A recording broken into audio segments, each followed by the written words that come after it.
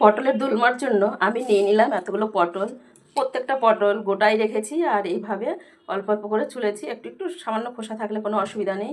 আর পটলগুলো আমি শেষে এরকমভাবে একটু চতুর্দিকে একটু একটু করে চিড়ে দিচ্ছি। দেখুন কাঁটাটা দেখাচ্ছে। পটলগুলোকে এই যে একটু হালকা হলুদ আর নুন দিয়ে এরকম ভালো করে মেখে নেব।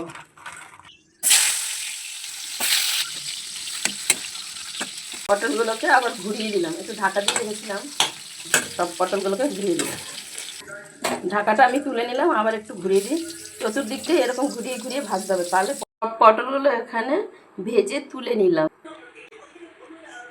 কালো জিরাটা ফোড়ন দিয়ে দিলাম, দুটো কাঁচা লঙ্কা। এবার আমি পটল ভাজা দিয়ে দিই। তারপর পোস্তটা ফ্রিজে রেখে দিয়েছিলাম, ওর জন্য একটু বরফের মতো শক্ত হয়ে গেছে। কিন্তু এখানে পোস্তটা একটু কষিয়ে নিলে ভালোই লাগবে। হালকা করে একটু পোস্তটা কষাবো, সর্ষেটা আমি কষাবো না। আছে সর্ষে বাটা, সর্ষে বাটার মধ্যে একটু জল দিয়ে গুলে নেবো।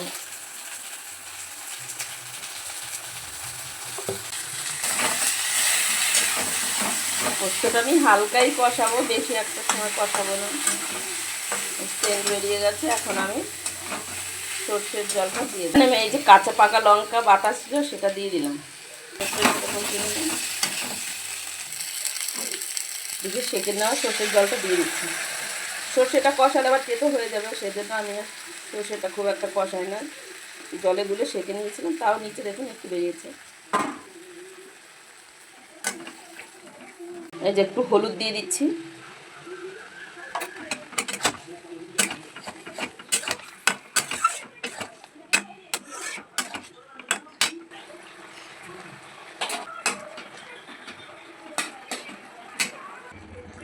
মিষ্টির জন্য একটু গুড় দিয়ে দিলাম।